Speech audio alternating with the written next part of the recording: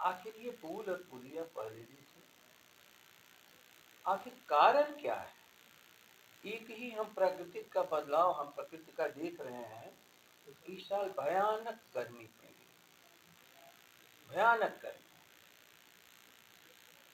क्या इसका कुछ प्रभाव पड़ा है क्या? क्योंकि वो जो भी निर्माणाधीन है उनका गिर जाना एक अलग चीज है। निर्माण में गलती हुई होगी, लेकिन 10 साल 15 साल 20 साल जो टेस्टेड स्ट्रक्चर्स हैं, आखिर किसी भी हम बहते हुए पानी जिसको हम नदी कहते हैं अंदर जाते हैं, तो दुनिया में उसका निर्माण का एक ही विज्ञान है कि हम पानी के प्रवाह को बहने के लिए रास्ता देंगे। इसलिए जो पुल बनता है, हम ऊपर से जाते हैं, पानी अपने रास्ते से चला जाता है। दूसरा चीज जो सुरक्षा है कि हर नदी का एक स्कॉरिंग डेप्थ कहते हैं। नदी ऊपर से नहीं खतरा है, नदी जमीन के भीतर अंदर से घुस करके सारे कंस्ट्रक्चर्स को तोड़ती है। तो उसको कहते हैं स्कॉरिंग डेप्थ, उसकी कैपेसिटी है, क्षमता है। तो हम उससे बचाव के लिए उसकी जो क्षमता है उससे नीचे तक जा करके अपनी सुरक्षा को सुनिश्चित करते हैं। तो क्या पाइलिंग वहाँ तक नहीं था? डिजाइन फॉल्ट है क्या? केवल किसी को दोष को तलाश लेना झटके पर और अपने बचाव के लिए कि चलो क्रोध शांत हो जाएगा, सारा काम हो जाएगा। लेकिन जो इधर मैंने सुना और जाना है कि छोटी छोटी नदियों की उड़ाही हुई है 2 साल के भीतर, छोटी छोटी नदियों का। और उड़ाही में केवल उड़ाही नहीं हुआ, उस मिट्टी को भी लोगों ने, तन ठेकेदारों ने बेच डाला। तो मान लो कि यदि हमारी नींव 20 फीट की हो और 10 फीट 12 फीट उसकी मिट्टी को कोई निकाल लेगा, तो नींव तो हमने कमजोर कर दी। जब नींव कमजोर कर दी, तो जिस सारे सावधानी पूर्वक हमारे ढांचे बने हैं, उस ढांचे को तो आज हमने बात को बिगाड़ दिया। इसलिए मैं बराबर कहता हूँ, प्राकृतिक आपदा एक होती है दैविक, ख्याल कर लो, जिसको हम भगवान कहते हैं, आसमानी कहते हैं। आसमान से बरसता हुआ पानी, आसमान से गिरती हुई बिजली भयानक बाढ़ का कारण बनती है। एक होती है स्वयं सुल्तानी आपदा, माफ करना शब्द को जरा ठीक से ख्याल करो।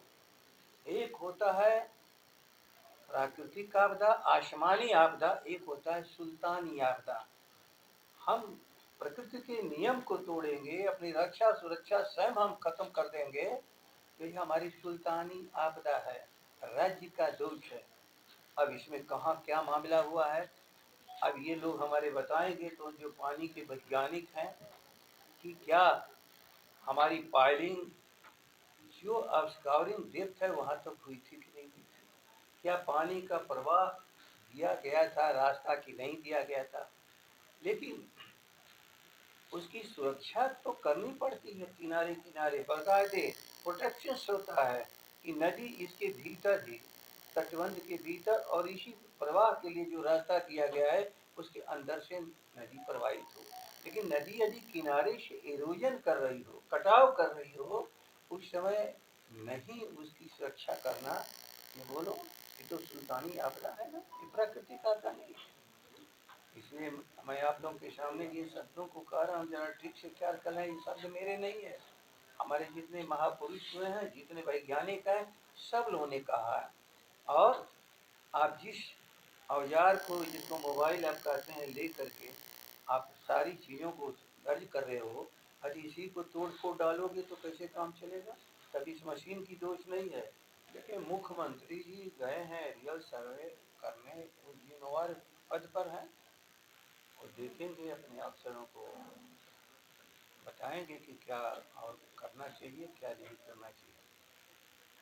बाढ़ बिहार में नहीं है, तटबंधों के भीतर है।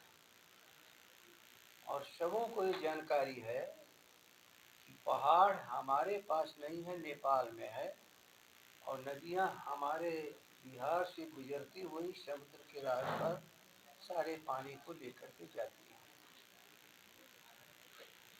तो उसके बाढ़ के बचाव के लिए तटबंध बने हैं। मैं दो चीज बता रहा हूँ, ठीक से ख्याल करना। सबसे बड़ी नदी है गंडक और कोसी, और दोनों का डिस्चार्ज 8 लाख ऊपर होता है, तो उस खतरे की बात होती है जिसकी संभावना बनती है। हमारे तटबंध 8 लाख के अंदर बचाने की ताकत उनके पास है, लेकिन जो हमारे बचाने का औजार हथियार हमारे तटबंध है, उसको बिछाने की जिम्मेवारी सरकार की है। यदि हम तटबंधों को तरीके से सुरक्षित नहीं करेंगे और दुनिया का कोई भी हथियार असुरक्षित रहेगा, तो वो हथियार वक्त पर प्रयोग में नहीं आ सकता है। इसलिए तटबंधों को देखने गए हैं, खुशी की बात है, लेकिन पैनिकी क्रिएट करना कि बाढ़ बाढ़ बाढ़ भयानक, ये सब अपने आप में भारी गलती है। जब आज भी क्षमता से 1/3 ही पानी है नदियों के भीतर, तो कहाँ से खतरा हो गया, कहाँ से खतरा हो गया। लेकिन सवाल है कि खतरा आने के बाद खतरे से बचाव नहीं होता, उसकी संभावना यदि दूर दूर तक, तब आदमी को मुस्तैदी से खड़ा होना पड़ता है कि हमें इन तटबंधों से बाहर नदी को नहीं जाने देना है। और तटबंध के भीतर यदि नदी रहेगी तो कोई बात नहीं, निश्चित रूप में कहीं कहीं तटबंधों के अंदर भी कुछ लोग हैं। अब वो तो नदी के जो बहाव का इलाका है उसके अंदर जो है, वो तो थोड़ा भी पानी आने पर वो कहीं न कहीं घिर जाते हैं, लेकिन उनका जीवन उसी पर है, आप उसको निकाल नहीं सकते। हम लोगों ने बार बार कोशिश किया कि भाई निकल जाओ यहाँ से, लेकिन उनका कहना है कि हम साल में हो सकता है कि हम 1 महीने परेशान हो, लेकिन 11 महीने हम जीवन दायनी हमारी यही नदी है, इनको छोड़ के नहीं जा सकते।